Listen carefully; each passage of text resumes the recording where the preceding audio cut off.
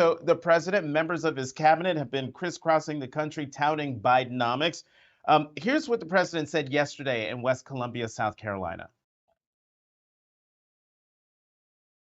I came to office determined, to the point of some of my own team thought I was too determined, to change the economic direction of this country, to move trickle-down economics and get rid of it for everyone, from the Wall Street Journal, the Financial Times, called the program Bidenomics. I'm not sure they meant it as a compliment at the time. Our plan is working. It's a great message, but will it resonate with voters? Or put another way, why isn't he getting the credit he deserves on the economy? Jonathan, I think there are a couple of reasons. I think one is partly it relates to the substance of the issue. He has a lot to talk about. I mean, they have significant accomplishments over the course of his presidency.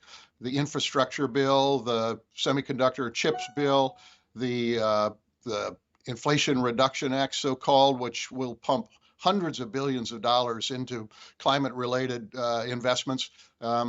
They have had steady job growth, more than 13 million jobs created during his presidency. They have a lot to talk about, and they have a lot that's in the pipeline that they hope people will begin to see.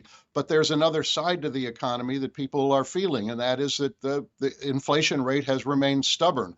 Yes, it has gone down over the last year, but it has not gone down enough that the Fed is still on watch and likely to continue to raise interest rates to push it down farther.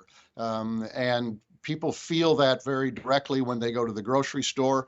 Gas prices are down a bit again, but people are paying a fair amount at the pump. So it's those everyday costs that people feel in some ways more than they think about the jobs market.